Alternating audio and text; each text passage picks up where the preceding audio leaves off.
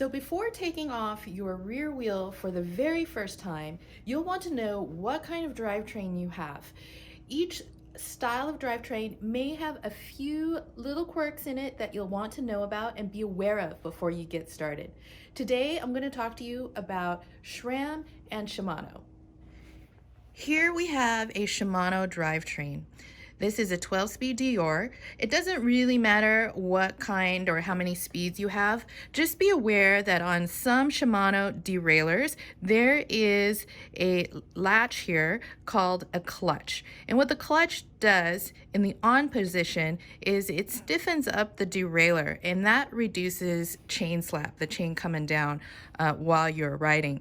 So before removing the wheel, you want to make sure that the clutch is turned off. And if you don't know which direction is on and off, you can just push down on the derailleur arm here, and when it's a little bit easier to push down, it's going to be off. When it's a little stiffer to push down, it's going to be in the on position. So make sure before you try to remove the wheel, it's best to have the clutch in the off position so the arm can move a little bit more freely. So on the Shimano derailleur with the clutch turned off, I'm going to loosen the axle and remove it. And you'll see that the wheel will start to drop out, but it's caught up. It's being stopped by the position of the derailleur. All you have to do for these Shimanos is you're going to push the arm down and the rest of the wheel will drop out.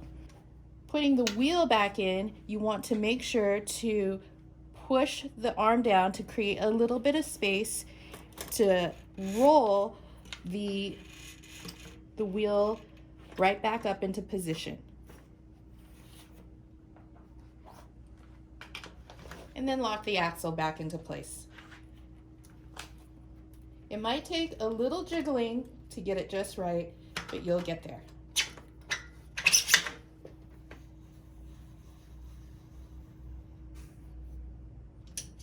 And there you go. This is a SRAM drivetrain, and on SRAM, many of the SRAM drivetrains have a little button on the derailleur, and there is a padlock on the button. And in order to engage that lock, you push the derailleur arm forward past the lock, and you push the button in, and it will hold the derailleur in place. Now this makes it super easy for the wheel to drop out when you want to take the wheel out, because you can see that the chain is super loose and isn't going to be pulling on the derailleur. Here is the SRAM derailleur from another angle. The button is right here. You can see that when I push the arm forward and I push the button in, the extension here is just holding the derailleur arm in place. Now, to disengage this button, all you have to do is push the derailleur arm forward, the button retracts, and then the derailleur arm will just go back into place. Here it is one more time from the forward position, forward angle. I'm going to press the arm forward and push in the button, and it will hold the derailleur arm in place. Now, one note of caution on these, you do want to be very careful, because if you happen to bump this arm while you're taking the wheel out or anything, this arm might flip forward and flip back very quickly. So you do want to be a bit careful on this.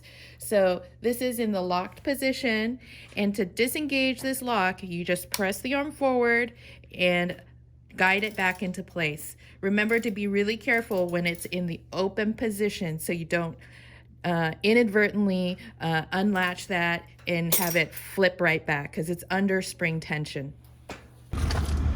Okay, so it's time to take our rear wheel off our bike. So I have a SRAM drivetrain on my bike.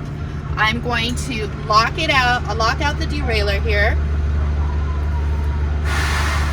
so that it is open and loose. I'm going to take my axle out.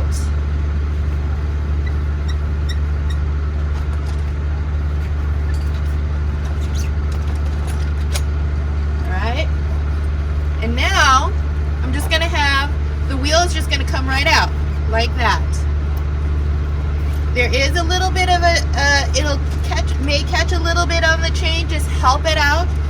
And here we go, the wheel's all the way out. I'm going to place it next to my leg, on my leg here, and then you can, at this point, put the bike down.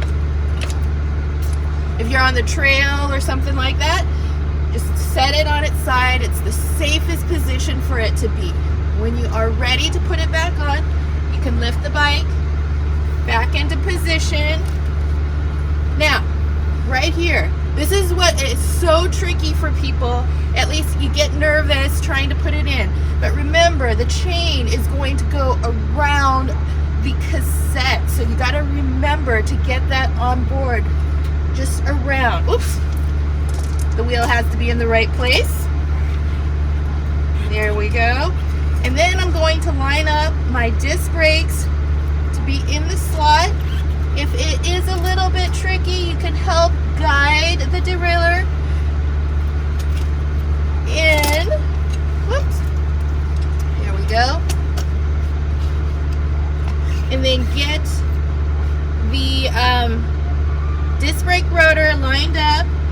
And then you want to make sure that your axle, your hub axle position is in the slot on the frame. And this may take a second. Don't worry. You're not in a race. You just want to get it right. You don't have to hurry. Just take your time. All right? So my wheel is in. It's stable right now. And then I'm going to work the axle back on.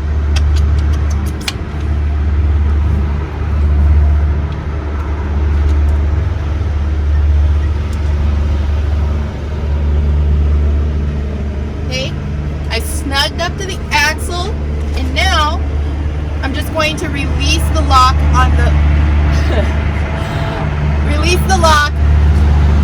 derailleur arm. Okay?